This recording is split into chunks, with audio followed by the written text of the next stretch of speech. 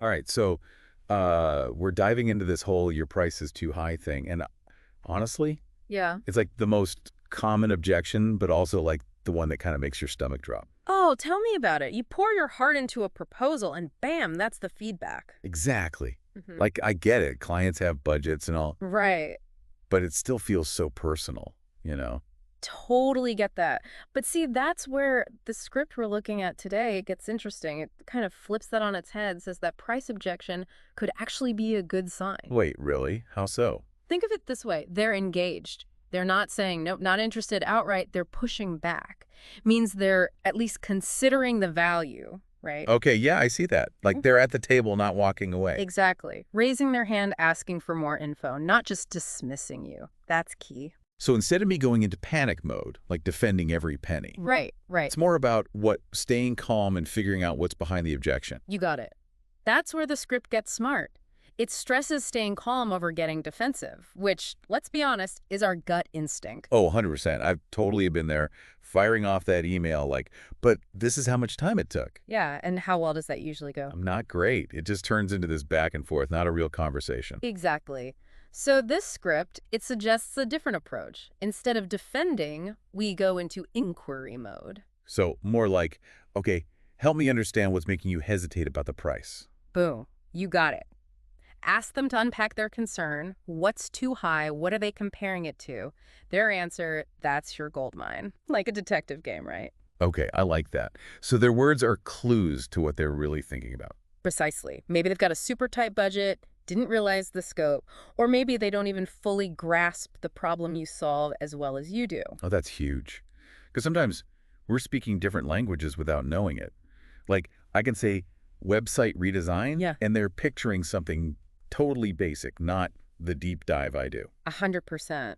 That gap in perception, that's often at the heart of the price is too high. It's not always the numbers themselves, it's their perceived value of what you do. It's like we're speaking two different languages, even though we're using the same words, you know? Totally. And that's where this whole value over features thing comes in, right? It's not just some sales jargon, it's about actually bridging that gap. Yeah, I hear that all the time, focus on the value. But I got to be honest, it's always felt kind of vague to me. Like, how do I actually do that, especially when they're so stuck on that price tag? Well, this script, it gives some solid advice. It's about shifting that conversation, right? From what you're charging to what they're actually getting. Okay, so instead of me being like, here's what's packed into this proposal, Yeah. I should be focusing on what? The outcome, the transformation. What's life going to look like for them after they work with you? So it's more like, this is how your business is going to grow, or imagine how much time you'll save, that kind of thing. You got it. Paint that picture of their success and connect it directly back to your work. Remember, people, they love stories, they connect with visuals. Make that value real for them. That makes sense. Because when I'm in the weeds explaining my process, it's easy to forget that they just want the result. They don't always care about the how. Exactly. And this is where it gets kind of cool, psychologically speaking. The script doesn't say it outright, but it reminded me of this thing, loss aversion. Have you heard of that? Loss aversion? No, what's that? So it's like this mental bias, right?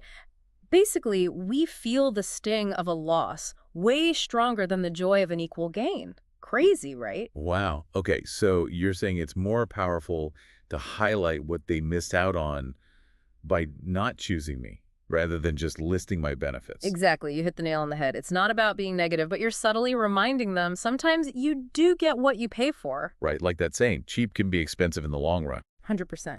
And at the end of the day, it's not always about the absolute lowest price, right? It's about them feeling like they got the best value for what they invested. So we talked about reframing the conversation, focusing on value, even tapping into the loss aversion thing. Yeah.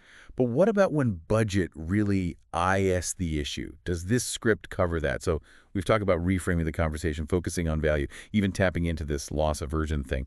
But what about when budget really IS the issue? Does this Yeah. script cover that? It does, and that's where, flexibility comes in. And it's not always about, like, slashing your prices, right? More about getting creative to find a win-win. Right, right. So what does that look like, practically speaking? Well, the script, it throws out a couple of ideas. One is payment plans, like maybe a lump sum freaks them out, but smaller chunks, that feels doable. Makes sense.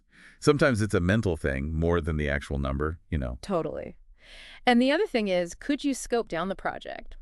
Offer a slimmer version, still nails their core needs, but friendlier on the wallet. Okay, so like if I usually do these massive website overhauls, maybe there's a refresh package, still modernizes things, better user experience, but not a total rebuild. Exactly. You're finding that sweet spot, right?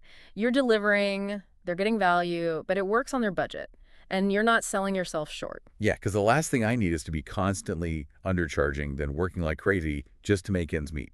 Exactly. And the script makes this point. I love this. It says something like flexibility goes both ways. It's about a good fit, not just you bending over backwards no matter what. So sometimes it's actually walking away, even if it's hard. Yep. Tough love. Sometimes the best client is the one you don't take on. If the budget's just not there or their expectations are like totally off from your values. Ugh, that's where I struggle, I admit. It feels like turning down work is a bad thing. But I also see how sticking to my pricing, knowing my worth, that attracts the right projects long term. You got it. And remember how we started. Staying calm, even when they hit you with the price is too high. That applies here too. Declining a project can still be graceful, professional. So not like defensive or taking it personally, more like, hey, I appreciate the opportunity, but I'm not the right fit right now.